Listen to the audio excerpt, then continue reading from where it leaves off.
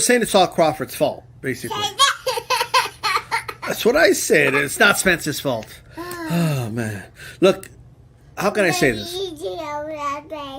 Oh, definitely Al Heyman is behind it all, and the reason why a lot of these fights don't happen. You're right. It's crazy. They don't think that's the case. 11,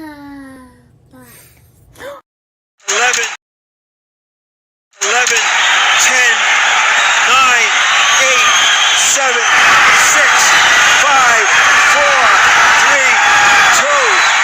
What a fight! I think Berlanga won it. Juan, the Hispanic causing panic, Lascano.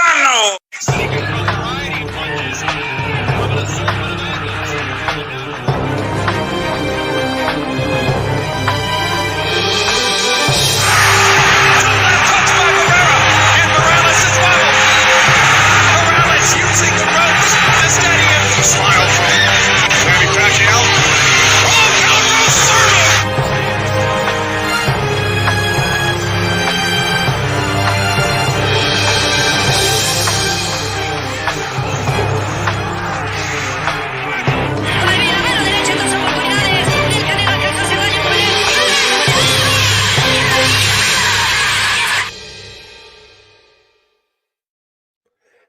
And thanks to those showing us live and those that'll be joining us on the archive, the style here, being joined by the one and the only Calix. How's it going, Calix?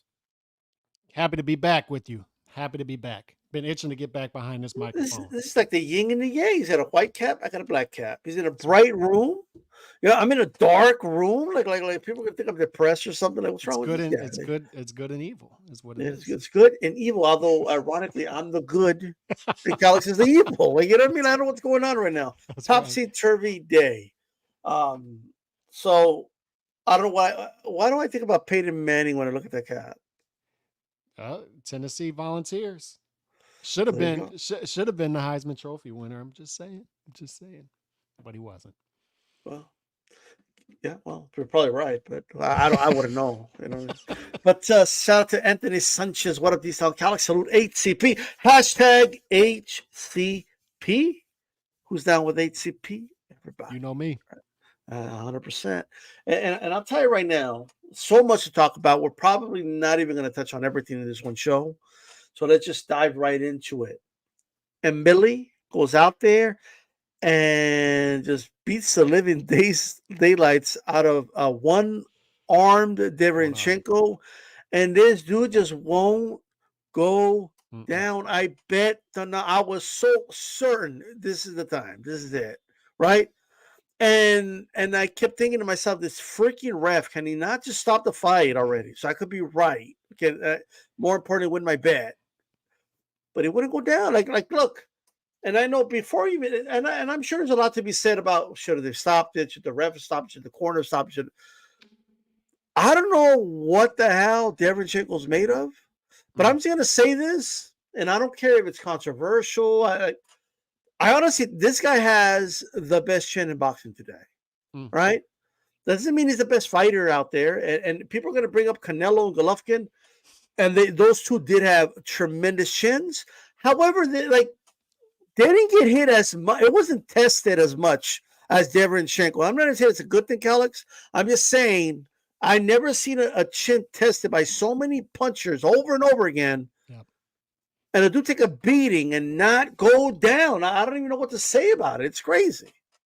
Yeah. And first of all, I want to say, JC, you're not going to get us off a topic. We're not going to be talking about Oscar and thongs.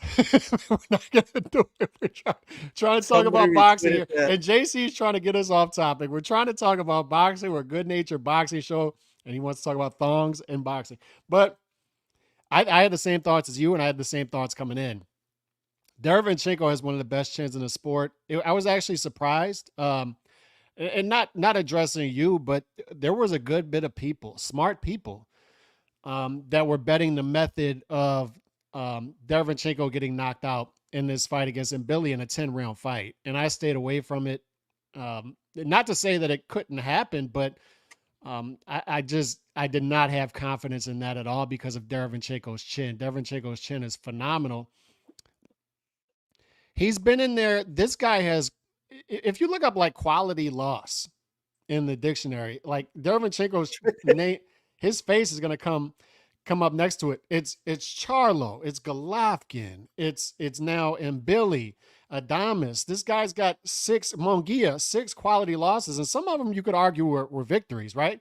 Derevchenko is the ultimate, like the ultimate, what do you call him, gatekeeper? But he's better than a gatekeeper. But he's the ultimate, like, if you're a good fighter, you got to get past Derevchenko to get there to the top. He is. You got to go through. Yeah. You got to go through. But he's a gatekeeper, but he's better than that, because you could argue that he won some of those fights that he didn't get the decisions with. All of those fights were close, except for this one. And this one would have been close, D-Style. That trend would have continued had he not hurt his arm in the 4th round. He was starting to have some success. He was staying off the ropes. It just took a lot. It's hard to keep a guy like Mbili off of you with one arm, especially your lead arm, to jab him off of you, right? And to use those angles. And he wasn't able to do that with one arm. He became literally a one-arm fighter. And I think the trend would have continued. We would have had another close decision fight had that arm not gave out on him. And just the chin is phenomenal. And Billy is who he is. He's a top contender in, I think, a weak division now. Now that you have Benavidez move up, you've had Morrell Jr. move up. It's a shallow division. Pacheco's not quite there yet. We'll get a better idea in a couple weeks. And then Billy's just kind of backed his way into the top. But the value of Billy isn't the talent, it's the entertainment. We've talked about that, right? Yep. We're missing action fighters in this sport. He's got a nice hub there in Canada. That's a fight town. So you build him there, you continue to put him on ESPN, and you try to build an action fighter out of him. And once again, like we say about Munguia, like we say about William Zepeda, if he loses fights, he loses fights. Who cares? Just put him in the fights. That's fine. But I didn't see anything in him that would, if you're a top fighter, if you're a Canelo, like there's nothing I saw in Billy that would say. That's not what Timothy Bradley said. Yeah, and no disrespect, man. Like if people can think what they want, but I didn't see anything in Billy, and I haven't seen anything yet to say I need to stay away from that guy. It's just, especially when it comes to a Canelo, it's like that's what he likes, right? He prefer a fighter coming towards him and after him. It gives him openings. I just don't see anything that's avoidable in Billy, but his peers are going to have to prove that, because if his peers are staying away from him, then our opinion is wrong. And so if his peers are staying away from him, Billy, continue to do that, then he is an avoidable guy. So we'll see over time. Well, look, good crowd out there, by the way. Canada has always been like a very underrated, underappreciated area, right? Because Jean Pascal, Diakonu, Adonis Stevenson. Yeah. That's a hub, and we need to play to that. We need to play to that hub. I mean, I'll be honest. Like, if you have a very talented fighter from a country that doesn't really follow boxing like that, I mean, I think that's the place to go. Like, go become a Canadian citizen, go to Montreal, and they will adopt the shit out of you. Like, you know what I mean? Like that's the one place. Like, they love. Just go get a passport, bro. Like, if you can't get fans in America, just get a Canadian passport and fight out of Montreal. Just say you're from there. Spot. It's the spot, bro. Like, I'm just saying, like I'm very you know what's ironic?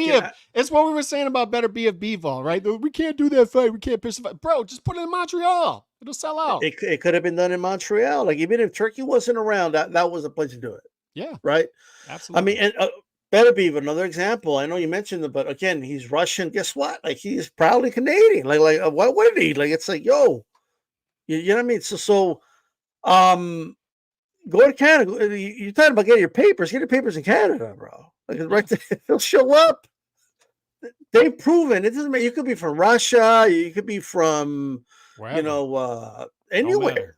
It doesn't matter. Like, they will adopt the shit out of you. Like, you know what I mean? Mm-hmm. They're like those parents that adopt that kid from what's that movie about that NFL player? I know he ended up suing the parents, but they're kind of like that, bro. Like Blindside. Blindside, but without all the bad stuff. You know what I mean? It's like Blindside, but it's Montreal's like real. Montreal's like Sandra Bullock. Like, come on, yeah, Yeah, come like on. come You over got here. Like, talent. You got talent. Like, come on in. Come on in. has there ever been like a fighter like that was born in Montreal that was like brought up and like I don't know. built in Montreal? Like, I don't know. Like, I'm just saying.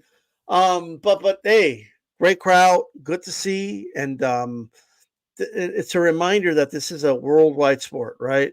And I'll say this: Canada's a huge. It's this is proof that yeah, you could be huge in MMA. Like Canada, MMA is popular over there, right?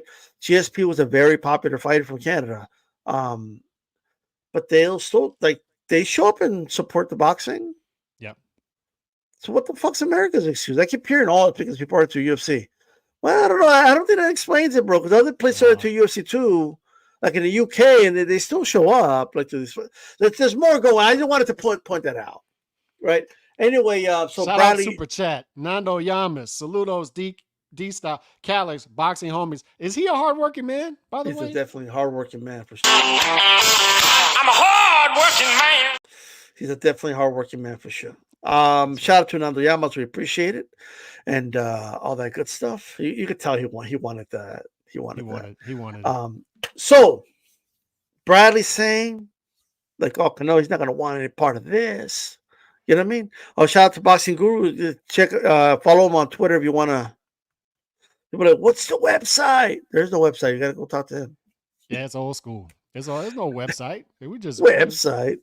Nah, bro, like, you got to go to the internet's version of the back alley, which is X. He better stay on my good side though, because does he have a permit to be selling those hats? D Style? I don't know. Permit? Fuck no. Latinos don't get permits, bro. Look at them. You know how many times I got to work with my uncles and they're like, permit? What piece of permit? Like, I'm not above snitching. I give myself permission like that. You know what I mean? But shout out to Tony Boswell, Nando Yamas, JC, Chauncey Pearls, all you guys. We appreciate you guys being here. Let's keep it moving. A couple of things because we haven't been able to do the show in a couple of weeks, but Crawford, like just in general, I don't know. You already saw. I'm sure you have. It's been all over social media. Turki Ali came out and said that in his opinion, Crawford is not interested in any other fight but Canelo. Right? Do you believe that Crawford is looking to just cash out here? Like, this is it. I'm out. Like, because my theory is that fight that Madrimov was a lot tougher than he expected. Yep. That is the most challenging fight he's had in years, if not the most, as far as competitive throughout a 12-round course. And you could debate the Porter fight, but I think this one was a little tougher in my opinion. Yeah, it was. It was. And I think he realized then he's like, look, I'm going to turn around and lose to one of these young bucks, and for what? If I'm going to lose, I'm going to take the chance. It's going to be against a big dog. It's going to be for a lot of money. It's going to be against Canelo. I think that's his thinking, and I don't blame him for feeling that way. But I believe that's what it is. What are your thoughts on Turki saying all these things? I also don't blame him, but I think what I took from the Madrimov fight was it was a tough fight, close fight, competitive fight, and he took more damage than he's used to. Right. And I think what he learned was, man, 154 is tough. His original, if you go back and you look at his original interviews after his fight with Errol Spence, he was saying, my limit would be like 158. Them boys at middleweight, like they're big. They're big. And then he changed tune really quick and he said 168, Canelo. One thing I've taken from boxing, modern day boxing, recent data we've seen is this daring to be great thing is cap. It's cap. This daring to be great. We're daring to be great. I want to jump multiple weight classes and win a fight. It didn't used to be, right? Bernard Hopkins would go from 160 to 175 in one fight and beat Antonio Tarver, right? Yeah. But daring to be great now is, I feel like cash outs are being disguised as daring to be great. We saw that with the Mel fight. He was daring to be great. Now Bud's daring to be great, jumping multiple weight classes to fight Canelo. But I think what it really is that's disguised as it's a cash out disguised as that. I think after the Majramov fight, Bud realized that Undisputed is going to be tougher than I thought. I don't know if Undisputed is now the play. I thought Undisputed in 3 weight classes was going to be the play, add to the legacy. But I think instead what it is cash out instead of legacy. I don't think Bud is in a different place than Canelo's in right now, quite frankly. Canelo is going to catch more heat from it because Canelo is much bigger than Bud. Much bigger. Much bigger. He's still the face, right? So he's going to catch more heat than a Bud would catch from saying, no, I'm at a point where it's Canelo or bust. So I think the fact that Fundora isn't in play for his next fight, it doesn't seem like Fundora is going to be the fight, because if you're going to go undisputed, D-style, right? Why not go for 2 more belts right out the gate and give Fundora? Or maybe he's wanting to Tim Tszyu to do the hard work, and then Bud can come later on a year and fight for all the belts. So maybe Undisputed is still in play, but it's going to be tough at 154. This is a deep division full of really talented fighters. So Undisputed is not going to be an easy play. And I don't believe the daring to be great hype. I don't think that Bud would be all that competitive against Canelo, to be honest, from what I saw in the Majramov fight. And it didn't really change my mind on that. It's a big leap. And I just think that it's a cash out is what I think. And that's where he's at. Pat's a nation. Turkey is bad for boxing, trying to sabotage the face of boxing with boxing's biggest competition, UFC. Boxing seems to just be a hobby to Turkey. Nothing more. Well, I have some thoughts. I don't necessarily agree that he's bad for the sport. I think overall he's been good for the sport. Overwhelmingly, I believe he's been good for the sport. But that doesn't mean there's no downsides and stuff like that. But I definitely have some thoughts on that for sure. And we're going to touch on the Canelo thing, but just to talk about Bud here a little bit.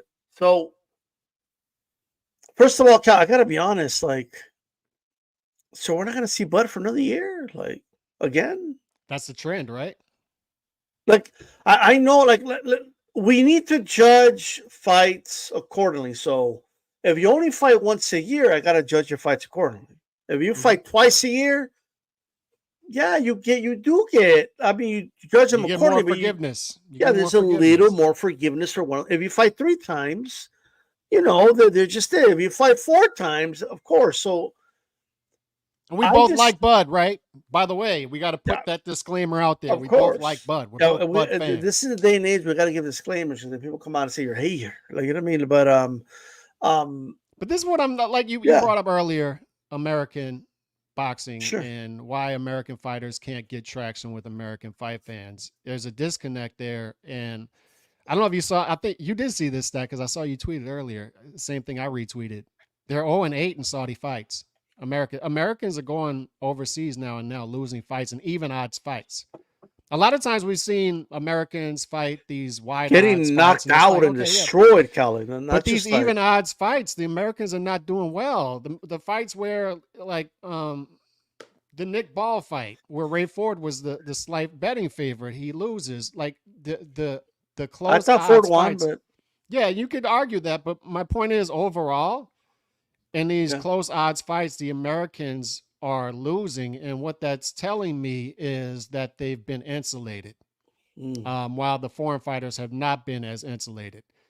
And another thing is, even when an American fighter does something great, like Bud versus Errol, they do not capitalize on that momentum. Right. So Bud had some momentum going, and then he doesn't fight for 53 weeks. Do you know how much stuff happens in the sports world within 53 weeks? People are going to forget about that fight 53 weeks ago. They're going to forget. And you can blame that on the market. You can blame that on a rematch clause that held them up. My point is, it's the American market as a whole and to totality that is not allowing these fighters to do something great, have momentum, and build off of that momentum. It's not happening. Shakur is another example of that. He's about to go to Saudi and fight Joe Cordina. Back-to-back fights of fighting fighters coming off a loss. And you can once again blame that on guys ducking him. But once again, it's the American market. It's not allowing for these fighters to build any type of momentum. And on top of that, you blame the fighters as well because they're not properly marketing themselves. Shakur's out there once again saying, I'm not fighting for y'all. I'm not fighting for the fans. But he's fighting for the American market. And So that's not good. And the promoters here are enabling that behavior because they're rewarding him with a multi-million-dollar payday. So I got to be honest, from Shakur Stevenson's perspective, if I put myself in the shoes, why would he give a fuck? Yeah. It's like I'm being rewarded. What I'm doing, I'm getting rewarded for it.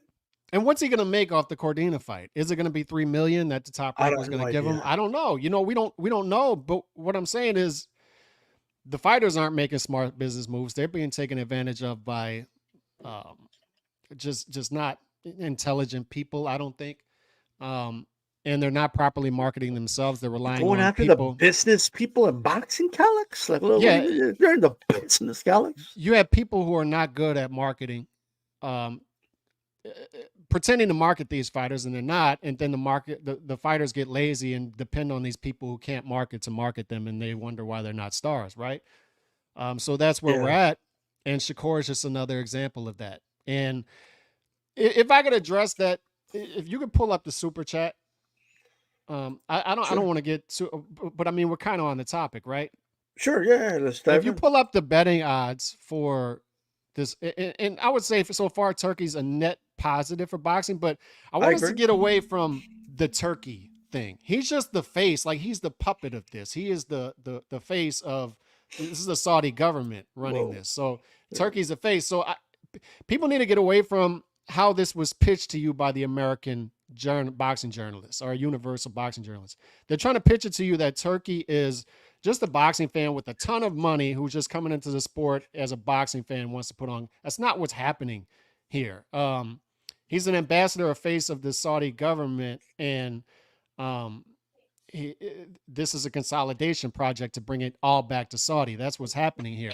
So we'll see. Right now it's a net positive. We'll see in 5 years if it still is. But Turkey's already becoming a modern day traditional boxing promoter. And how I know that is you're starting to see pushback from boxing fans of Turkey's arrogance, but also look at this card on October 12th, D-Style. Ben Whitaker's a 16-1 favorite.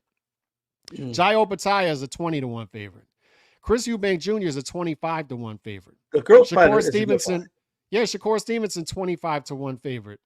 So there are two fights on this card that are even odds. It's the top one, which is a great fight, Bivol versus Beterbiev. You got to give Turkey credit for that because this fight may not happen if it's for the Saudis. 100%. We're fair. Wardley versus Clark. But what I'm saying is they're already going to. Oh, hold on. Here's Calix being a sexist again. Like I just pointed out. Sky Nicholson's on the card. But Sky Nicholson. She's a 6-1 favorite. She could be whatever. Like, let me just tell you right now. Raven Chapman's going to win that fight. You think it's an upset? And I'll go with you on that. I'm just going to trust your instincts on that. But that doesn't mean, like, obviously, that's just my prediction. I'm just saying the odd makers are wrong. It should be closer than that. Yeah. They're doing the disservice to the fight by having those odds so wide. But 6-1, even if for a deep undercard fight, it's not that bad. That's a good fight. But my overall point is they're already starting with the wide odds undercards, right? So we'll just have to see if this trend continues. We'll have to see where it goes. And I don't know if this is on pay-per-view or not in America. I don't know. Probably will be. Will it be free? I don't know. There's a lot of competition that day with college football. I'll throw that out there because if it's in Saudi, you're looking at a 5 p.m. Central, 6 p.m. Central main event. 8-hour event. 8-hour event. That too long of a card drags on. But I don't know. It's something to look out for. To me, it's a mixed bag and a net positive so far. But I think it's going to be less of that as time goes on. Yeah, look, water always levels. Yeah. Right, always. I don't give a fuck what anybody says, and I don't care. Look, I've been saying this for a while. Everyone's not with me on this. People have a certain, I'm going to call it arrogance about the situation, but this site, like, there's no doubt in my mind that, yes, the Saudis came in strong, especially when Turkey got involved, right? Because it was Prince Ali. There was other people involved before. I think it's Prince Ali. I'm probably not even saying his name right. But isn't that the dude from Aladdin? I think so. I think I'm right, though. I don't know. That's what it is. Whatever his name is. But shout out to him. But Yeah, when shout out to him. Turkey got involved and they started the whole Riyadh season thing, bro, they started just throwing money around. I mean, Francis Ngannou got 10 million. They paid Fury like 40, 50 million for that fight. The undercard, they were paying crazy amount of money. They gave Ngannou 20 million for a second fight coming off a loss. And then who knows how much they paid AJ? I believe I heard numbers up to 50 million to fight freaking Ngannou, right? Crazy money, and I'm not mad at these dudes. I'm just pointing it out. But then I'm seeing paperwork that Bud made 2.5 million. Now, and people keep telling me, oh, he made more. That's just what. Nah, show me proof that he made more. Don't say it at all. I think he could have made more, right? But it didn't sell like that, so he's not going to make more. Right? That's what I believe. It's a consolidation project, and eventually the rug's going to be pulled from everybody. I guess what I'm saying, Calix, is what you're saying. I think what you're saying, if I can interpret it, is you're already starting to see evidence that the rug will be pulled at some point. Yeah, look, at some point, I understand that Saudi Arabia, like any other country in the world, Calix, all countries have billions of dollars at their disposal, right? Any country can literally do this, right? If not any, but I know what you mean. Look, well, maybe not Afghanistan, but like any if the country if the country of Mexico, if the government of Mexico decided, oh, we're going to be putting $1 billion a year in boxing, they could afford it too. And people would say things like, oh, they lost 10 million. It's nothing to the government of Mexico. Like my point is, this dude is spending way too much money on a project for one little niche sport when there's so many other sports and so many other forms of entertainment that they could spend money on. They are, though. They are spending money on all these other. I'm not saying they're not. I'm just talking specifically about the amount of money they're spending on this one little niche sport, right? And I believe, got to keep in mind, it's not his money. He's not part of the royal family, right? At the end of the day, he could get called out by one of the royals for overspending on this one little project in boxing. It doesn't matter if they have an unlimited amount of, they'll tell them to go spend it somewhere else. I believe, right, in my opinion, that they're going to at some point go, yo, you gotta like slow your roll here, right? And I think they already are. I think they're already like, if it's true, if the bottomless pit theory is true, why not just give Canelo what he wants? If you have an unlimited amount of funds that he's able to spend, and it doesn't matter because they spend billions in golf, right? They spend billions in golf. Okay, I'm being told by Unbiased Brim, but they don't want to pay Canelo 150 million. Somebody told him no, bro. Somebody told him that's too much money. Somebody told him pump the brakes. No, we're not going to pay that to Canelo. Somebody told him it's too much money. Like it's that or it's his ego. It's one or the other.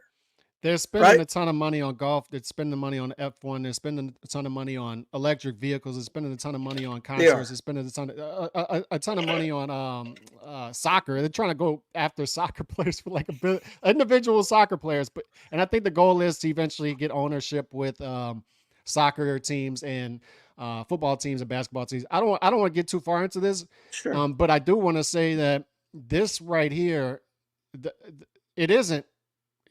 This event, October 12th, may not be catered to the American audience, and also that American fighters have not been doing well in this project. So I do believe that the Saudis have seen that in 10 years, they've seen the numbers, I'm sure, and that American boxing in America is dwindling, and it's a universal project now, and that the play, I think, overall. And that's why I think Eddie Hearn has positioned himself well. PBC, not as much. It's becoming a universal sport. Right. And 10 years from now, even more so.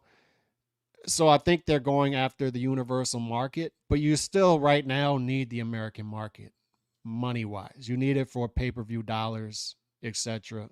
So time's going to tell. Where is this 3 years from now, 5 years from now, 10 years from now?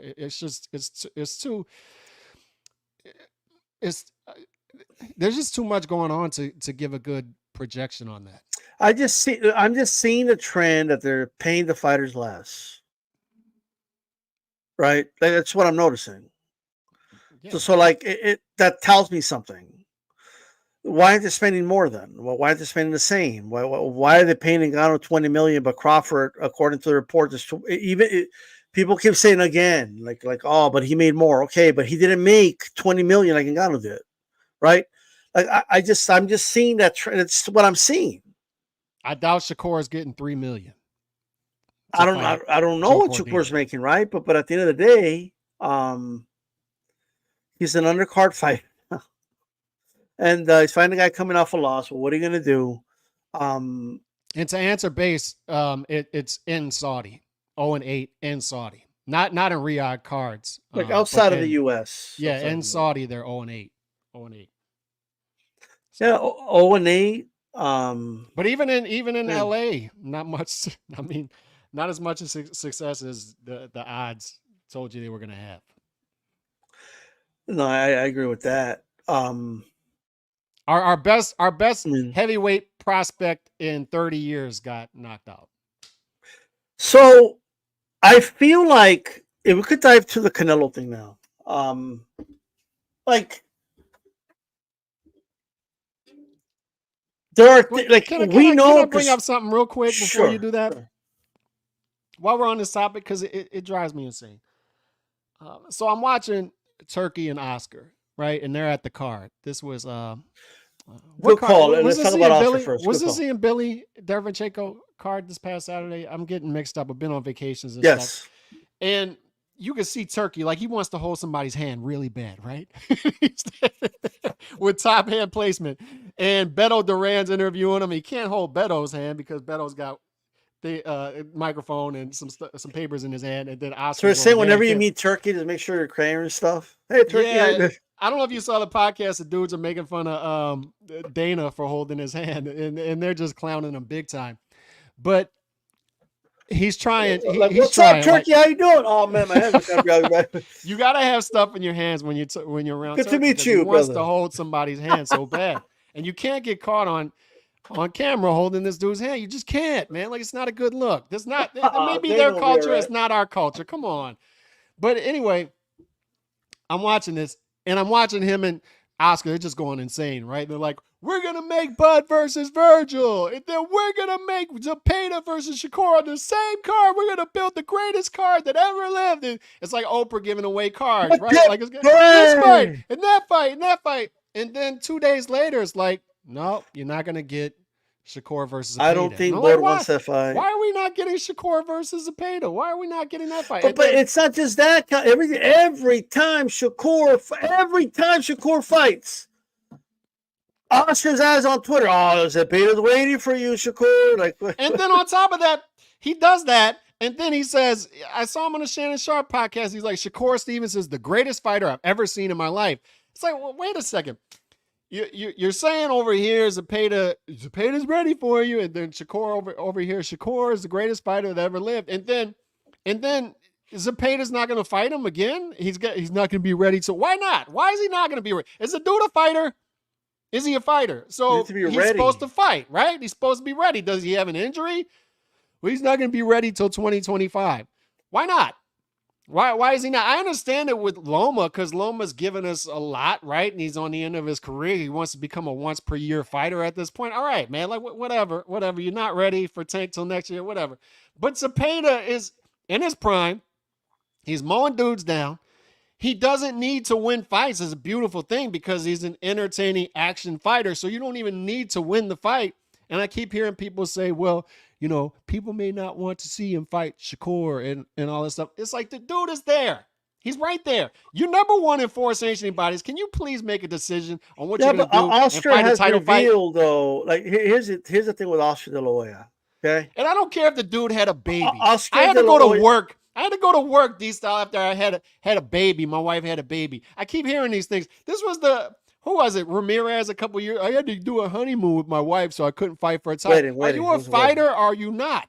Which one? Are you a fighter? So fight the fights, bro. Like, you had a baby. I'm sorry. You got to fight. You're a fighter. Why is this controversial? They only fight twice a year, but they want family leave. Like, what's You want 44 weeks of PTO? You're doing an 8-week training camp. You want 44 weeks of PTO because your wife's having a baby? What is this? Fight a title whoa, fight. Fight a title fight. I'm sorry to the excuses. man? This hurts my heart because it's my favorite Well, fighter in is the sport. it his firstborn? Is it his firstborn? This is my favorite fighter in the sport, D-Style. Mario Barrios just had a baby, and he's going to be fighting soon, right? Or he's going to be fighting before the end of the year. Can you dudes, like, stop? Can you dudes get the nipple You out just have this to dude's remind mouth? everybody that Figueroa's sister's been. Why is the most exciting fighter in the sport being coddled? Why is this being happening? coddled, bro? He's being coddled. I This is my favorite fighter. Do you see how easy this is to call out your favorite fighters? Bro, but Kelly, it's just to point out about De La Hoya. De La Hoya is like that post Don King era promoter. He pissed me off. He pissed me off last night too. Did you see Yeah, his but let me this. He's always pissing me off. But here's my thing. He's that post Don King promoter, right? Where it's like, let's break the fourth wall and tell everybody how we do business. You got to protect the fighters. If you know boxing, he talks like that with his eyes, right? He's got the doll eyes. He's like, if you know boxing, right? If you know smart, then like Canelo, like he's stupid. I told him, don't fight Floyd. I told him, don't do it. Don't fight Floyd. No. You're young, but Canelo, I'm a hot shot. And he got schooled. So you're admitting that you're a promoter. You were trying to convince Canelo to not fight Floyd. You want him to duck Floyd. Like you're admitting that Canelo told you, no, I want to fight that dude. So you're admitting, and then not only that, Alex, it was a very stupid fight. It was stupid of him. It was dumb to do the Bivol fight. Why would you put him in there with somebody that could beat him? Eddie Hearn doesn't know how to promote. He doesn't know how to promote. Like, so in other words, if it's risky and they could lose, you don't do that fight. What does that tell me? Who's another guy, and I know a lot of people don't like him. I don't like him either. But another guy that had to convince Austria to just make the damn fight, Ryan Garcia against Tank Davis, right? Well, he didn't want him to fight Tank, and he had to tell him, Oscar, just do the fight. So Oscar has a pattern of protecting his fight. I get he's the promoter, right? But he's broken the fourth wall so many times that with him, you could actually point it out. You can actually see it. He thinks it's a flex to say that he was trying to convince Canelo to not fight Floyd. He thinks that's a flex, bro. Right? And he doesn't see, right? It boggles my mind how he doesn't see how we can definitely see what he's doing here with the Zepeda situation. In this situation, I could 100% blame the promoter. I could 100% say this is Oscar De La Hoya. I could 100% say Oscar saying one thing on Twitter, right? Saying we're waiting for Shakur, we want Shakur, right? But then they're acting a different way behind the scenes, okay? Oscar De La Hoya is the reason Munguia didn't fight anybody for years. Remember he was fighting Jim Kelly? I mean, what are we doing? Jim Kelly has cancer, bro. He's like in his 50s. What's going on? He's not even a boxer, bro. No, but in all seriousness, but there's some look. With Munguia, it could be management. It could be split factions. Same with Ryan Garcia. But this one's it could be tough to see sometimes whether it's because Bob Arum gets blamed sometimes for his fighters not fighting each other, but a lot of times he'll tell you it's the management getting in the way. I'll tell you another fighter who I believe has suffered from the consequences of having De La Hoya as his promoter, and that's Virgil Ortiz, right? Yeah. Virgil, let me tell you guys something. I'm not just capping. Like I'm being serious. I think Virgil will fight anybody. All right, too. Like a point blank period, right? 2021, he was accused of ducking, Crawford. Even though in 2021, when Bud was a top-ranked fighter, okay, and Virgil was a Golden Boy fighter, still is, the matchmakers from both promotional companies both say it, right? I asked both of them, and they both said, no, we never even talked about that fight. That fight's never been on the table, it's never been offered, nothing, right? 2022, If you remember, Crawford was a free agent, right? Virgil was ranked number 1 by the WBO. He was trying to court Crawford. Crawford did not sign with Golden Boy, right? We know what Crawford wants to get paid. We know that, right? The Golden Boy did not want to pay that money. And I get it. Maybe that's the reason. But it could also definitely be Oscar. It could have been Oscar saying, no, well, why would I put him in there? I mean, I don't think he's ready. If you look at the language he used when he says about Canelo and Floyd, by the way, Canelo and Lara, he was trying to convince Canelo to not fight Lara as well, right? The way he's moving with Zepeda right now, the way he moved in Munguia for years. Yeah, it's definitely possible that Oscar was like not interested in putting Virgil in the ring with Crawford. That's definitely possible. And I'm talking about that small window in 2022. Right. Other than that, they did the Spence fight, so it's whatever. But and then but all I'm saying is that Oscar De la Hoya he tries to move his fighters in a path of least resistance, right? But that's not working, especially when you put it out there like that. Yeah, and like I said, situations are different. I do believe that Oscar has gotten a tough, talented but tough crop of fighters to promote, in that some of these managers are tough to deal with. Some of these managers have and fighters have put some obstacles in the way of fights. But in this particular case, it's easy to read. So, and I want to read the direct quote. He says, "I told Canelo, do not fight Floyd." And that's not no different than what Roberto Diaz told you too, right? They didn't want certain fights for Canelo, and Canelo said, "No, we're gonna fight these fights. I'm gonna fight Floyd. I'm gonna fight Austin Trout on 6 weeks' notice for half the money. I'm gonna fight Arizona Lara. I'm gonna fight Golovkin." They tried to talk him out of all those fights, and he fought the fights, and that's why he's endearing, and that's why he looks more vulnerable, which makes him more relatable to boxing fans. And it's been a fun career to follow. But Oscar's telling you point blank, you're too young. You have no experience. He's 21 years old, flexing his muscles like, I can take on Floyd. I'm the very best. Guess what? You got schooled. It wasn't even close. That's not a flex by Oscar. Why does he think that's a flex? Why does he think it makes him look good to say that he was trying to talk Canelo out of the fights? I don't understand that. And it adds to what we're talking about now. The same situation is, no, man, just put Zepeda in the fight with Shakur. And it's hard to tell how much of it is Zepeda and how much of it is Oscar. But what I can tell you is it's unacceptable to me as a boxing fan how you can be number 1 in 4 sanctioning bodies and the title fight continues to be held off. For Tank, it makes sense, right? Tank's not going to fight Zepeda. For Loma wants to wait till 2025. That makes sense. Shakur's right there. And I keep hearing this, Shakur is not too boring. Shakur doesn't deserve, it doesn't fly. It doesn't fly. He's a titleist. The fight's right there. You got to fight the fight.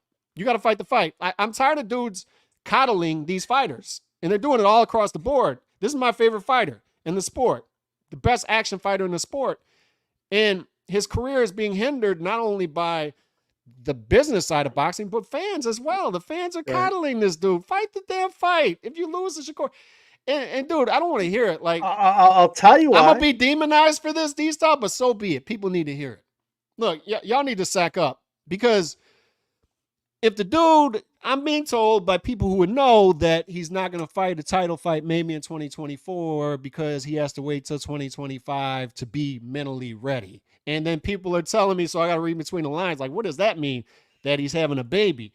And I'm telling you right now, that's not an excuse. It's not a proper excuse. If you can't do business because you had a baby, I don't know, man. Like, I don't fight get it, whatever fight, right? Like, no fight.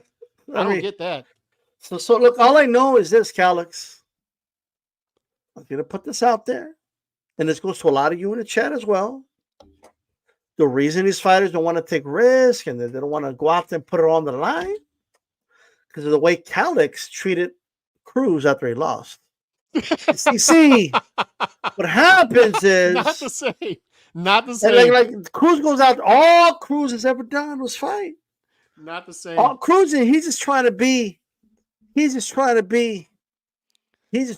successful. You know what I mean? That's all Cruz is trying to do.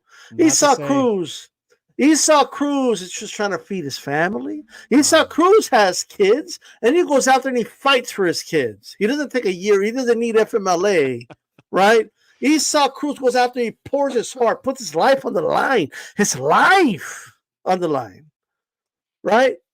And loses a very controversial, could have easily gone his way decision, but he just gets shit on. He just gets smeared. So guys got like that decision. Is that what you said? guys like Zepeda look at that. Guys like all these other fighters, they look at that and they say, "Oh, I don't want to get treated like that." Isaac Cruz went out there, he put it on the line. Look, they just shit all over him. So I'm not going to do it. Can I explain the difference? Sure. Okay. You could try.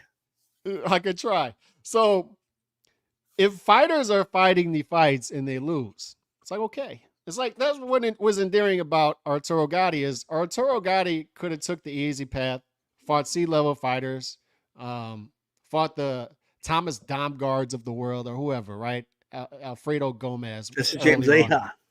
Yeah. He could have fought that level of fighter his whole career. But instead, he stepped up.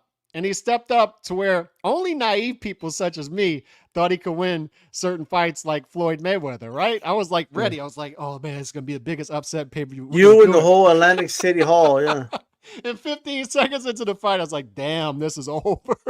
This is over. I made a mistake. I shouldn't have purchased this.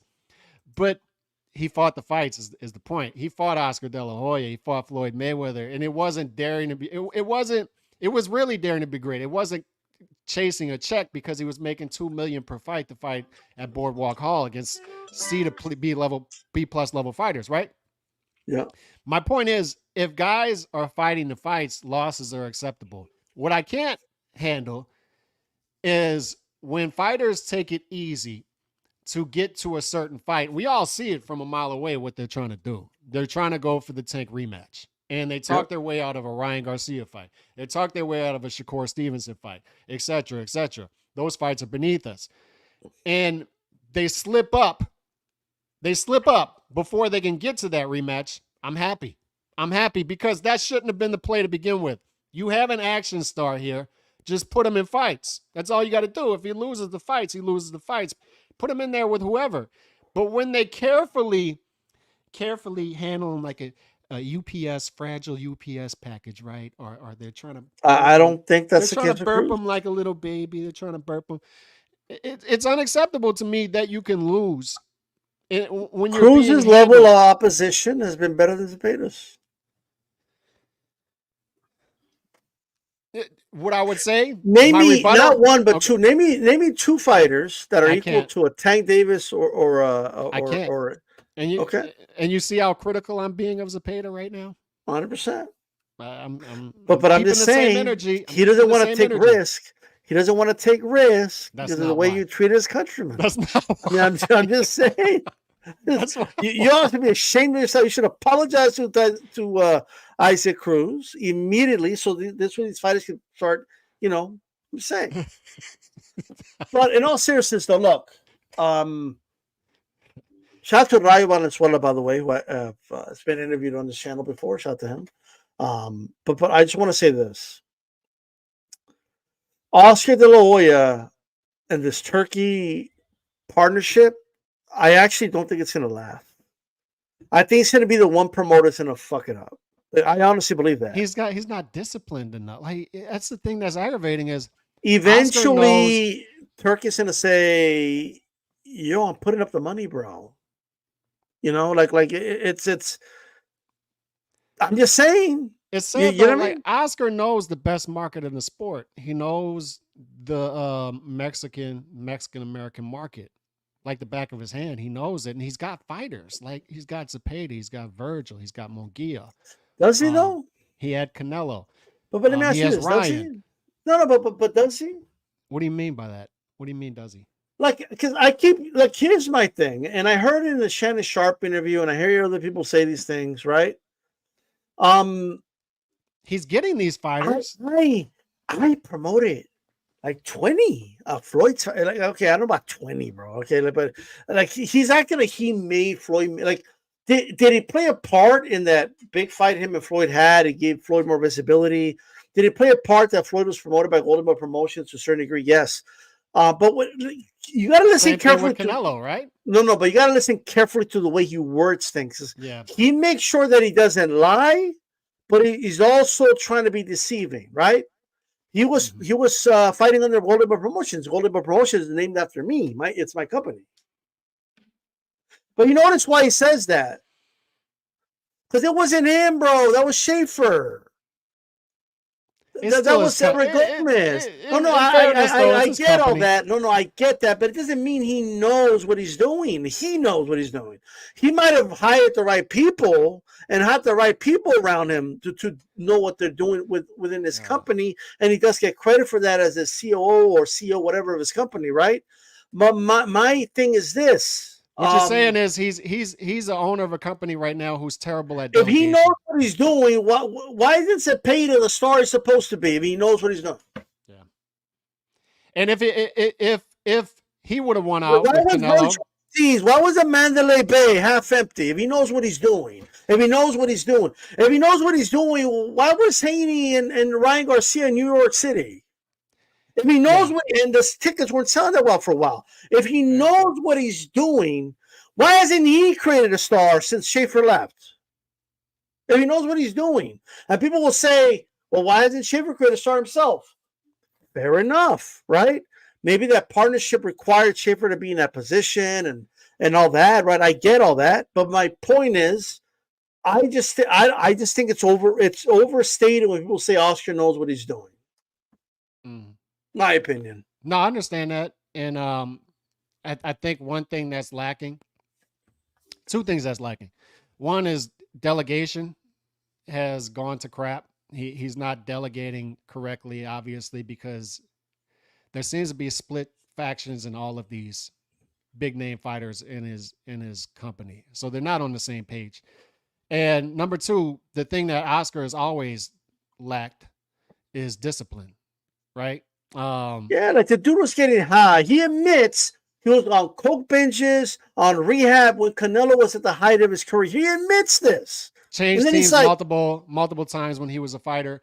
But when you see him, look, we joke about it, but when you see a CEO, like when you see a business owner and he's dressed in fishnets, right? And you got to explain that away. That was 15 years ago and I'm better now. But then right after he does this interview, he's dancing with his girlfriend, I think that's what in a thong. And it's like, that's the same thing. Like, that's what you did 15 years ago that you said you were past. And that just seems to be, it's not a good look because his fighters. He said to Shannon Sharp, we all do it. I mean, if I ask everybody here, they just do it in private. I'll go on record. I don't wear women's clothing. I'm just gonna say that. But like, you imagine this fighter seeing this, and they're like, it's just you want this dude to be focused on business, or at least give the allure of it. You don't have to be business all the time, but give the allure of it, right? And the perception of it. Perception is everything. We talk about that all the time, right? And the perception is that this dude's still out there doing something because that's the type of behavior of somebody who's on something. Hey, by the way, a boxing magic, this whole how does that affect you thing? You give comments all the time on things that don't affect you either. But for some reason, Oscar De la Hoya dancing a thong, and it needs to be pointed out that it doesn't affect. I want to say one last thing on the Shakur thing because I keep hearing people say Shakur sucks and Shakur. One of the narratives is, and I think you've said it, and it's fair. But it's only fair up until a certain point. That Shakur is boring, and that's true. And Shakur, why would you want to fight a guy who doesn't engage, right? I mean, that's true too. But I feel like that's become an excuse at this point for certain guys not to fight that fight because at the end of the day, it's still a sport, and you still got to fight the fights. We've criticized Tank for not fighting the fights, and we'll continue to do that. Why? Because I don't understand why this dude gets away with not fighting the fights.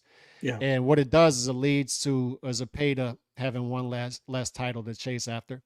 Lomachenko, we have to drop him down list because he wants to fight once per year. So we have to, that takes a fight off of the table for Zepeda. 2, maybe Baranchik is the play. I don't know if it is. Let's do it. That's a title fight. That's acceptable. But if the one that's been there, and you got one guy clearly calling it out, one guy who's clearly not afraid to fight that fight, and then the other side continues to go radio silent on that fight that's in demand in the boxing world, because it is. People can lie about it not being in demand, but it is in demand. And it's the most acceptable fight out of everything on the table at this moment. You can't continue to use that excuse that this guy's boring. And at the same time, if everybody at the top in this division, and this isn't stuff I want to say, D-Style, I prefer these other fighters over Shakur. And I've been critical of him. I don't put him in my top 10 pound for pound because he hasn't been fighting like a pound for pound fighter. He just hasn't. But if Oscar's saying he's the most talented fighter he's ever seen, if Tank's team is not sending an offer, like transparently not sending an offer, Baranchik doesn't want to fight that fight, and now Zepeda continues to say, I'm going to tell you why people don't want to. Something's got to happen at that point. And at some point, it's deeper than the guy's just boring. It's they clearly don't want to fight him. Here's the thing. Clearly, he's going to be a very difficult guy to beat.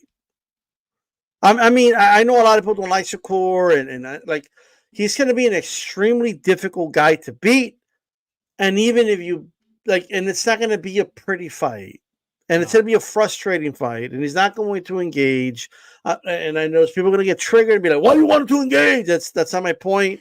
What I'm saying is, it's gonna, even if you beat him, it's going to be ugly. It's going to be like, people. That's another frustrating thing. Not to cut you off, is the one that's another frustrating thing about this is Zepeda is maybe the only guy who can actually speak. Yeah, and that's the thing. Like, Marcus came out and he goes, Marcus is like, and I'll segue this to Canelo because it ties to Canelo.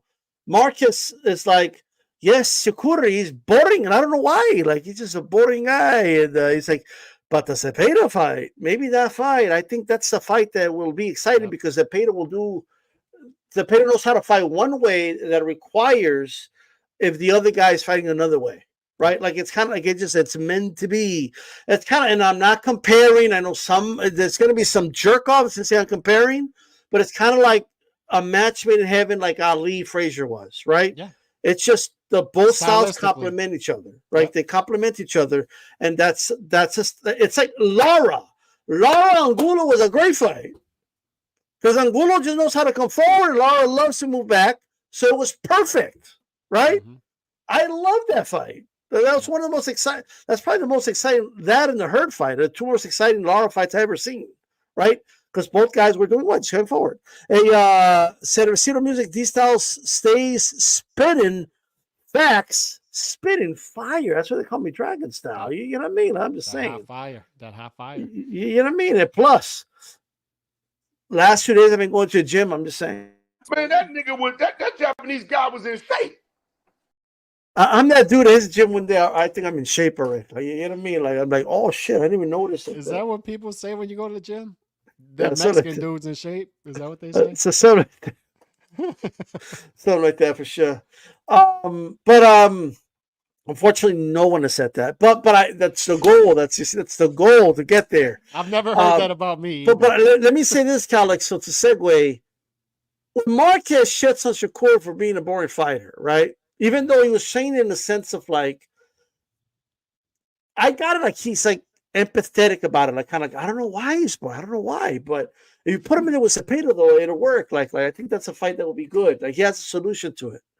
But when he said that, I saw some Shakur fans like, oh, Mark is just a hater. He's just mad because, Shakur beat him up. I saw some content creators say that too. He's just a hater. He doesn't like that style because Marcus had trouble with that style. That's why he doesn't like it. He calls it boring because he can't beat it. Like, bro, Marcus is retired, bro. He don't give a shit, right? But when Marcus criticizes Canelo, a lot of those same dudes are, Marcus, he's a real legend. This is a real Mexican legend speaking. Not like that fraud Canelo. He's not a real Mexican. Marcus is a real Mexican. They can't get enough of Marcus when he shits on Canelo. You know what I mean? They just can't get enough of him. And speaking of Canelo, all right? What do you make of this beef, brother? Like, what do you make? Like, where do you stand right now with it? Because there's a lot of things that have changed the last 3 weeks. Believe it or not, I still think it's a shit fight, by the way. But I'm actually intrigued a little bit of, like the Berlanga Canelo fight. I'm going to buy it. I went So from I'm not going to buy it to I'm going to buy it. You're gonna buy it because the price came out today. You know what it is? It could be 100. Also buy it, but what is it? $89.99 plus God tax. damn, Canelo don't give a fuck, does he? It's like, No, he doesn't care. I don't give a fuck about nobody. No, nobody. Like 79.99. Horrible. 79. Horrible. $89.99 plus tax. The reason they're charging $89, in my opinion, I'm not saying it's right. I'm not condoning it, whatever, but it's Mexican Independence Day weekend, and I think they believe a lot of Mexican Latinos are going to be getting together to watch the fight. And since there's going to be multiple people, up to 10, 20 people in one household, they figure, well, might as well get as much money out of them as we can, so the price goes up. That's why pay-per-views are so high, actually. And I think they're expecting less buys, so get more money out of each buy, and then plus inflation, so you push that off on the customer all the time. So you can call it Canelo inflation, boxing inflation. Yeah. Like give the inflation to the consumer. Perfect. The consumer always pays. Yeah, we always pay that shit. You know what I mean? But as far as I think it's good for promotion. I do. I think Canelo versus Turkey is good for promotion on both sides. I do believe that. I think it's good timing for Canelo to have that promotion going into this fight. And I think there's a positive and negative to it. I do very much take satisfaction in the fact that Canelo can tell dudes who think they're extremely powerful and moving weight in the boxing world to F off. I do, because he's put in the work early on. And he can tell the dude to F off. He doesn't need him at this point, because he doesn't need any legacy fight that Turkey may be offering him, because he's already telling you, I don't care about legacy at this point. I just care about the fights, and I care about making money.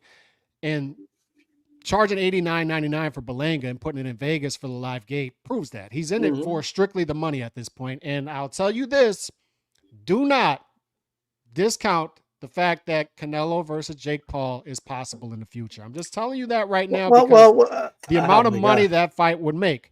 But it's the biggest fight in boxing.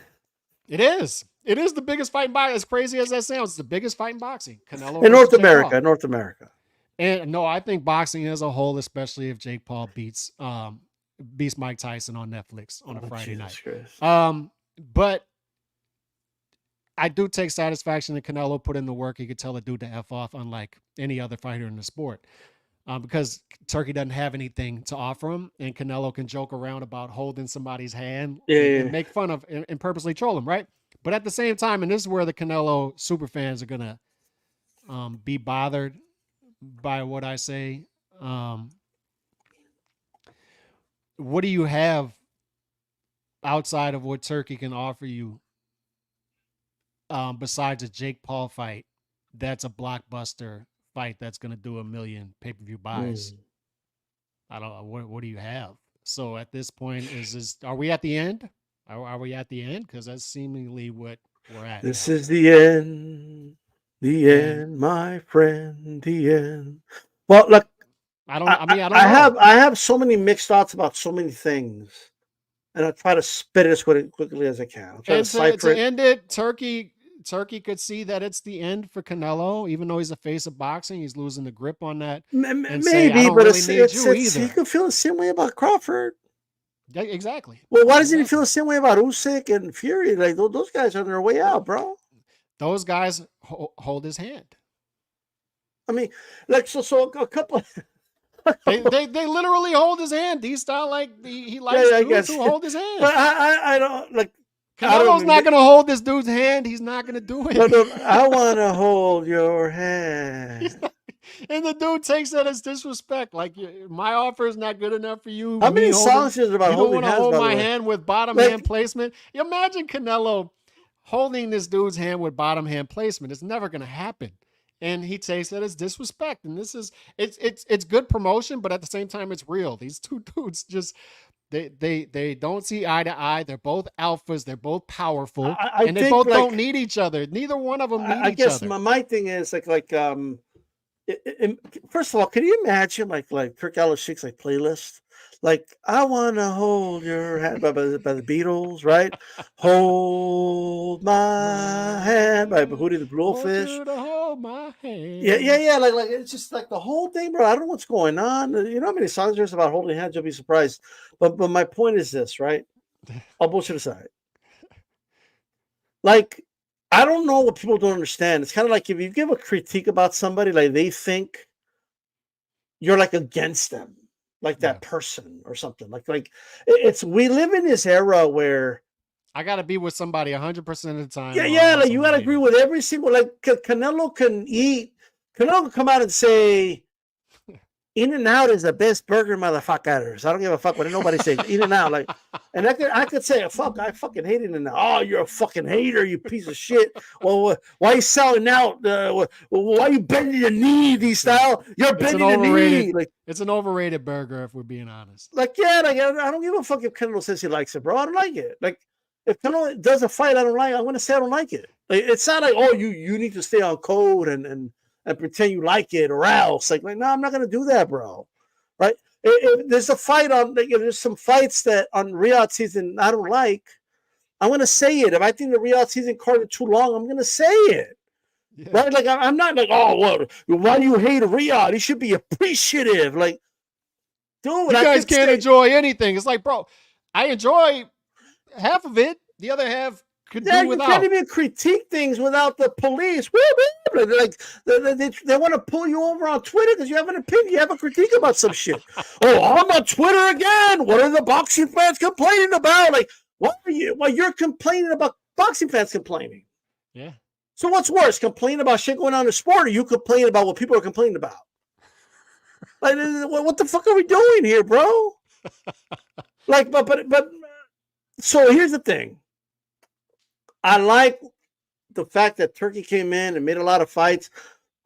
Undisputed heavyweight title fight would never have happened if it wasn't for Turkey, right? Like, I get it, but he also is responsible for the Ngannou thing. Like that is not something I needed to see. That's not boxing in its glory days type shit. Like that just isn't, right? The fact that AJ had to clean up the shit that Tyson Fury left on aisle 4, right? Like the fact that he had to go do that is speaks volumes. But I don't dislike Turki Al-Sheikh. He's responsible for Shakur versus Cordina. Yeah, like there's things to critique and there's things to praise. Okay, there's a time for everything, right? And you can also say, and you can also look at Canelo and say, hey, like, you know what? You got to give it to this guy. He's not like holding this dude's hand and kissing his ass for a paycheck. Yeah. You know what I mean? You got to give it to him. It doesn't mean you like the Berlanga fight. It's a boss move. It is. Yeah, like it doesn't. Yeah, it doesn't mean you like all that stuff. It doesn't mean you're against Riyadh, right? But here's what I wanted to get your thoughts on, Calix. So I have a theory. I think Turkey got mad because Canelo told him no, right? By the way, I've heard from certain camps that Canelo doesn't like that Turkey doesn't like. He really has a really bad reaction to being told no. Okay, I'll just say that. Canelo obviously is telling him no in public, like, which is probably even worse. Yeah. But Turki Al-Sheikh first said he's done with Canelo. I'm not interested in the Bud fight anymore. But then when Bud came out and said, well, I want Canelo, all of a sudden it's back on the table. But one thing stood out to me that Turkey said, and I think it was very clever that he did it. And he goes, yes, so Canelo says that the promoter, Eddie Hearn, talked to him a certain way. Well, I'm not the promoter. He needs to talk to Eddie Hearn about that. Like, not me. Like, and I'm already hearing people say things like, oh, well, Turkey's first language is in English and Canelo's first language is in English. The guy in the middle here that was, giving them, the responses was Eddie Hearn. I have this theory that Eddie Hearn's going to be the fall guy. And he's going to take the hit for the misunderstanding that Turkey and Canelo had, and that's going to broker them actually working together next year. I think that's what's going to happen.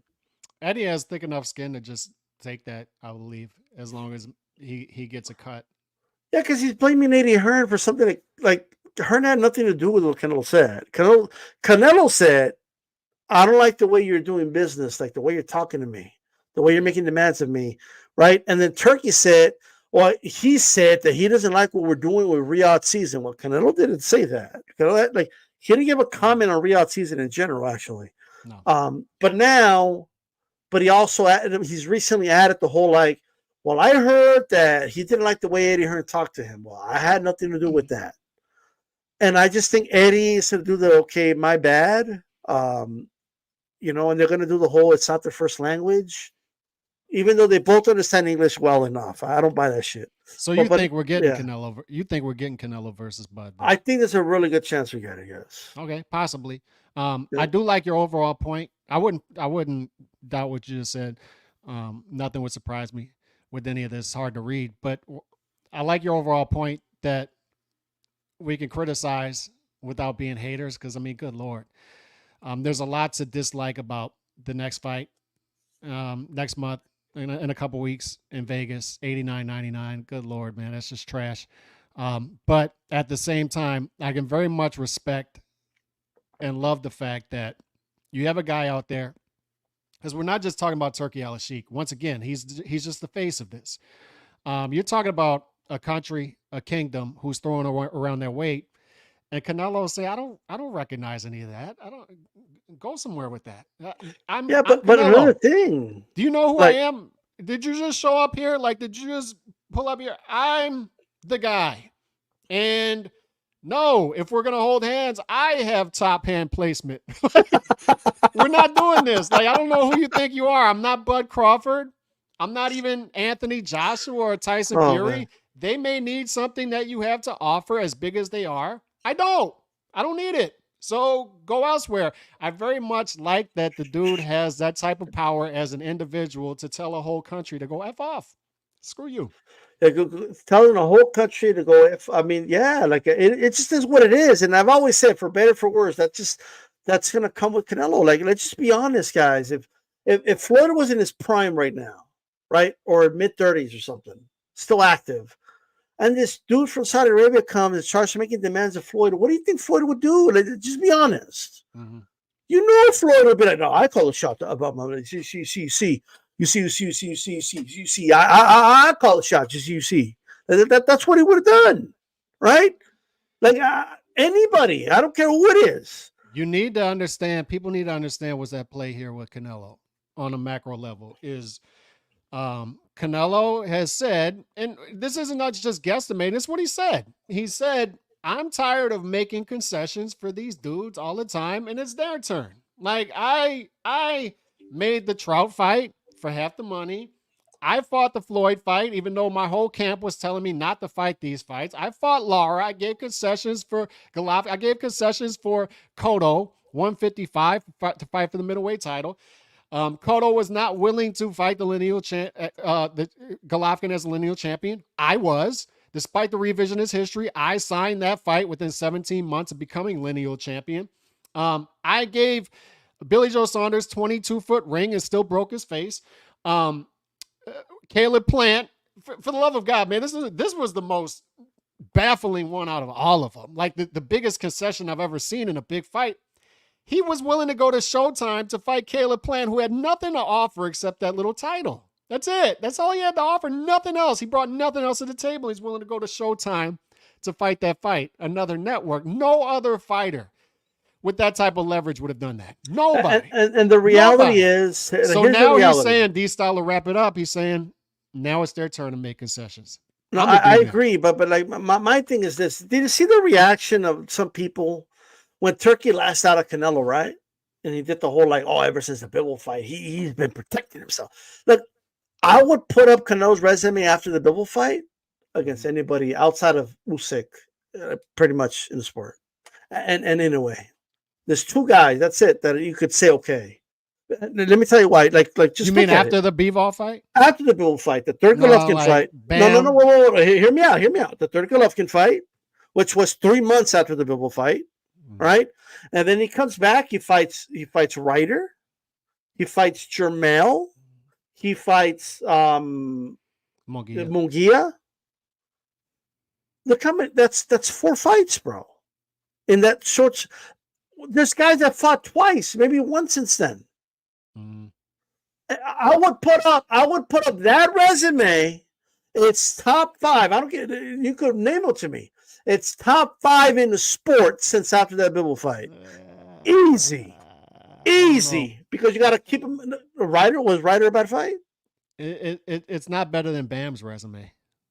It's not better than Bam's resume. It's top 5. I said. Yeah, I think if you give me time, I can name 5. I don't think you can, quite frankly. But it's a good resume. It is. There's people with better wins, but they fought maybe once or twice. Like any other fighter with those fights with similar opponents would have been praised to the moon, bro. Yeah. Any other fighter. That's true. Right? This is true. Like, because I don't know. I don't think the resume is that bad. Okay. Munguia was undefeated. Jermell was undefeated. So it's just what it is. You know what I mean? I don't like the Berlanga fight. No, the fights, like, I guess my point is, I'm not saying it's the best resume, but it's not like the end of the world resume. People are acting like he's been fighting 4 Jake Pauls or 4 Berlangas. Like that's all I'm saying. It's a good resume fight. It's a good run. It's not a great run. It's a good run. It's a decent run. Yeah, and it keeps him on a pound for pound list. It keeps. Matt wasn't undefeated. That's right. Okay, but fair enough. It was not undefeated. I think where the pushback is $89.99 in Vegas. You're pricing your fans out. It's not a good fight. It's 16. It's up to 16-1 betting odds. And on top of that, there are better fights on the table, in particular one that people wanted to see. And I think people felt like there's an acceptable time frame to do the Benavidez fight. And I agree with that. Once you fight Berlanga, it's off. It's off that. Yeah. No, I understand that. And now the thing is that and the point I was going to make, if you notice when Turki unleashed on Canelo, right? The amount of people that felt like this satisfaction, right? The people that were like satisfied by it, like, yes, somebody called him a fraud. Like, I've always known he's a fraud. Like, they just felt like this power because this rich dude from Saudi Arabia said it. You know what I mean? Like, it just like see, even the rich man said it. It's from Saudi Arabia, so everything I've been saying is true, right? But those same people, Calix, did not appreciate what Canelo did in 2021. Right? Those same people, and I've had them in roundtable panels, like they were just scoffing at Canelo's run in 2021, like it was no big deal. Like calling those guys Euro bums, and it's not a big deal, so what? But he fought, the Turkish dude, what's his name? Whatever his name is, right? The dude he fought after Callum Smith and before Billy Joe Saunders. The Turkish guy. Avni Yildirim. I think that's why Turki Al-Shi doesn't like him. He beat up the Turkish dude. Like, you know what I mean? But my thing is this. So Andrew Yildirim, but he fought Yildirim. Like, and it's like speaking to a wall. Like, bro, he fought like 4 times that rolling year. Like, he became like, what are you doing? Like, I believe. You see, when Canelo talks about like, it doesn't matter what I do. I could fight that guy, and then somebody else is going to come up, and they're not going to care. Mm-hmm. That's what he's talking about, right? There are people that have been calling him a fraud for the last 10 years. Yep. So those people, no offense, I don't care about their opinion. Like I just happen to agree with them at the moment that the Berlanga fight's not a good fight, right? That's just by chance. But they're still mental midgets, like a broken clock's right. Yeah, but those people, forget about them. And the only reason I'm bringing that up, Calix, is because to a lot of people, especially in the chat right now, or listeners of our show, or just boxing fans in general, okay, you're gonna lump us in with them. Yeah. Well, just be careful about. Just be careful with, like Calix just said, lumping us in with people like that when we have a criticism of Canelo. Right? Because you cannot criticize everyone by a very extreme segment, right? Like, oh, I get that there's a lot of unfair criticism that Canelo gets, and we understand that there's a lot of hypocritical people that did not, like, for example, like would praise Tank Davis but would be criticizing Canelo, for example, right? I get that those people exist. I get that, right? But we have to be careful with, Calix and these style, they're haters. Like, you know what I mean? Like, I saw I'm not gonna name who it is, but somebody like texted me like, "Oh, Calix, he's a hater, Canelo again, like again, like so he goes up and down with it, like, you know what I mean?" But and I'm like I promise, Calix doesn't hate Canelo, like you know what I mean? He's just kind of recognizing what's going on. I'm recognizing what's going on, without bringing up other fighters, guys. Let's just talk about Canelo at the moment. He's Canelo Alvarez, he may be in a point of his career where he believes he's done enough. I'm a lock in the Hall of Fame. My legacy is set. I've already done my part. I've already bent over backwards, and now it's time for people to bend over backwards for me. It's my time to get some gimmies. Like fucking Tank Davis got to fight Ryan Garcia. Wasn't even a ranked opponent, and people like it's my turn to try to do shit like that. And he may as well be in that phase, but I'm going to say this, and maybe I'm being hopeful, maybe I'm delusional. I don't know. I think there's still a little bit of equity, and I think I talked to Black and Brown Boxing. Shout out to him, and he made a great point. And he said, I think Canelo just wanted to get out. He wanted to get these young undefeated guys out of the way before he took the big risk against Benavidez. Because and it makes sense. So it's kind of like, because beating Munguia is a win that may age well over time.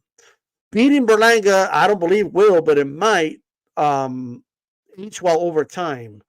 So in case he does close out with Benavidez and loses, well, then maybe a Munguia, if he ends up becoming a world champion, having a long run, people could be like, oh, remember when Canelo beat him? Kind of like people talk about Floyd beating Canelo, right? And that might be the play here, maybe. So I have some hope. At the same time, he can hope that Benavidez's body isn't as receptible to get down to 168. So it could be a smart chess play too. I need to stand up and show my tidy whities. By the way, I need to show everybody my tidy whities because I'm being accused of wearing a thong, right? So no, but I'm not gonna do it. But no, and I just want to ask the chat: how many of you wear women's underwear? According to De La Hoya, half of you wear women underwear on the regular. You just don't put it out there like he does, right? That video was disturbing, by the way. Like that can't happen. Well, in 2024, like half of people probably think it's like empowerment. So I mean, I don't know. Like you know what I mean? Like that can't happen though. I don't know, but half of those people, maybe none of them are boxing fans. Yeah. So it just is what it is. You know what I mean? Like, let's boxing is one of those few things left, man, that's masculine and please, Oscar, politically incorrect. Yeah. Like, you know what I mean? Like, I'm just saying, Canelo making fun of like a dude wanting to hold his hand like that. You can't really do that in other sports. If you do that in the sports, you're homophobic, or you're out. If you do that, like, you know what I mean? It's what it is. But I heard about a dude saying, let's protect our daughters, and that was controversial. Like what? Yeah. What the fuck are we doing? He got in trouble. You have to walk that back? Like, that's crazy. Whether you like it or not, like whether people like him or not, what you can say about Canelo too, on a positive note, is, and it's the nature of our sport that allows it, is he can say what he wants, and he does on whatever topic, and he can speak freely, and he keeps his endorsements despite anything, whatever he says. So it's the nature of our sport. He's still the face of it, and he can tell the whole kingdom to F off. JC just made a great point. Why does Oscar whisper? He talks, but like in a whispering tone, like kind of like, hey Alex, how you doing today? Yeah, the thing with Canelo is I told him don't take the fight, but he took the fight. I don't understand why he took it. Like, and he got schooled. Like, it's like, why are you whispering? Like, but he's like not whispering. It's loud enough to where we can hear it, but it's in a whispering tone. I don't get it. And by the way, that's one thing that Eddie's great at that Oscar does not have. They all have their strengths and weaknesses, Eddie's strength is he's not going to disparage a former matchroom fighter. He's not going to do it.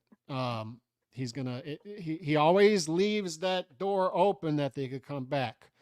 Instead of Oscar has a way of burning bridges. If Oscar would have apologized to Canelo, like, hey, man, like, look, my bad, I was on a coke binge, because you weren't wrong. You were the one in the coke binge. You were the one, and you're admitting this, by the way. You were not there for your fighter when you were his promoter. And just to say, look, apologies for that. I'm a changed man now. Blah blah blah blah. You never know, because I heard Eric Gomez talk about how they would love to work Canelo again, and Oscar keeps fucking it up. So don't burn bridges. It's not good for business. Like why do that? Because fuck you. It's his ego. It's his ego. Well, what's with that? Like he thinks that's like a thing, and it does irritate me. So I can imagine it's irritating. Like, fuck you. Like, fuck you. Like he feels empowered by that. Like it gives him this energy. But look, so much to talk about. We might be back later in the week, but I want to thank everybody for tuning in. I'll say we should. And Thursday, that's tomorrow on Ringside Report of the Round Table. Make sure you guys tune into that. Any final thoughts, Kelly? No fights this week. No fights this week except Mayweather versus Gotti the third. Gotti the third, not Gotti fight. Gotti the third. From what I understand, is a mobster's grandson or mobster's son, and I don't even see the intrigue about it. Like I don't know. And he the play? He posted about it. It got like 270 likes. That's not good. They have Victor Ortiz on the undercard. Victor Ortiz is out there giving interviews. So I assume they're trying to make a play for Floyd versus Ortiz 2 as an exhibition. All I'm saying is it's everybody has the right to go make money, right? But there's a certain point where it gets sad. It really gets sad. And I think we're at that point with Floyd. Like it's sad to see him doing this stuff. Like I don't. What do you say the same about Canelo when he does fight Jake Paul? No, because to me that's the same play as Floyd versus Conor, and certainly there were better fights on the table, and certainly I crapped on that fight. And from a competitive level, we'll crap on that fight, but it's understandable how you could go for that bag in a fight that big. Like what you're saying is like it's sad because he's not kind of seeing. There's no someone. The guy with the record-breaking pay-per-view with the records, and now it's now like he can't even. They have to dim the lights in the UK when he fought over there. They have to like these exhibitions that are supposed to be like people are supposed to show up. It's supposed to be fun, and then even when Chavez has his exhibitions, which are for charity, by the way, just putting that out there. Like there's a crowd there. The people are excited because they kind of know what it is. And ironically, Calix, I don't even remember Chavez actually asked Floyd. He's like, "Hey, let's do an exhibition for charity for a good cause." And Floyd said he wouldn't do it because it would be embarrassing for their legacies. And fighting John Gotti III is not. Remember when he was trying to fight on a helipad? Remember when I thought, and I seriously thought that this was a possibility. There's a fight on Thursday, tonight, actually, by the way, Pro Box. So that's right. Pro Box is a good fight. Pro Box does a good job. I like Pro Box. It has Friday Night Fights feel about it. It does, and I'm gonna start doing videos on the Pro Box cards because they need more promotion for what they're doing. Just as a boxing fan, rewarding good behavior. But I once thought that Floyd was gonna fight on the space station in space. I once thought that. I don't think he's gonna get quite to that extreme, but it is sad to see where he's at in his life, his career. I don't even know what to say or what's going on with Floyd at the moment. Speaking of Floyd, I'll end it with this. So, what goes around comes around, and look, I'm not saying Bob Arum's perfect or nothing like that, but because of Bob Arum and Top Rank, Floyd Mayweather has that portion of his career that whenever Floyd's getting criticized or whatever, people always bring that up. Oh, pretty boy Floyd, though. That Floyd. Oh my God, look at that resume. And they're right. Like it's a part of his career that like you could point at if you ever want to defend Floyd, like as far as not money or nothing, but just like fights and legacy. Like that's a portion of his career, for the most part. Mhm. But and I think they did a great job building him up, and I think they did a good job. Now, like always, Top Rank at some point they could only Top Rank's like the dude giving you like the boost up, but like they don't go up there with you. Like you gotta, they help you up, but that's it. You know what I mean? Mhm. But what goes around comes around. Like I remember all the things Floyd was saying about Bob Arum and how they treated him wrong, but now the fighter he had in Tank Davis, it's just come full circle, right? And now Yeah. Tank Davis is saying Floyd didn't treat me right. Floyd didn't promote me right. He didn't care about me. So he's getting all that same treatment, right? That was he gave to Bob Arum, right? De La Hoya is getting that a lot himself, right? So it's just interesting to see fighters evolve from the fighter's mindset, and then they start to think like a promoter, and everything just changes. Yep. You know, when you look at things from a certain perspective, you see Oscar saying things from a promoter's perspective. Like he was talking about Tyson, like that. Tyson wasn't ripped off by Don King. He spent his own money. That's his problem, right? But Oscar was one of the dudes that was always calling out Don King for ripping off fighters before, right? But you see how everything's changed now that everything's turned around.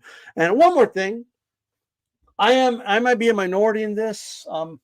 I am not one of those people that believe that Don King mistreated fighters. I'm not in the belief that Don King ripped off fighters. I think these fighters look at what the fight made and what they got paid, and they believe they're entitled to all the money that was made. Well, Don King has a right to make a cut himself, and Don King also put on some amazing shows, great undercards, right? He was Riyadh season before Riyadh season, and his cards were better than Riyadh season cards, right? And he had to pay a Christy Martin. He had to pay to have return customers and buy all those big pay-per-views, etc. So, and people want to tell me, well, Don King was corrupt. Well, so are the promoters today. Like all promoters are corrupt, right? They're all corrupt. But Don King at least gave us great fights. And at the end of the day, all these fighters made hundreds of millions with Don King. If they spend it all, that's on them. So that's one point I did agree with Oscar. Right? Yeah. So, anyways, this has been a great show. This is HCP. We're out. Peace. Peace. God bless.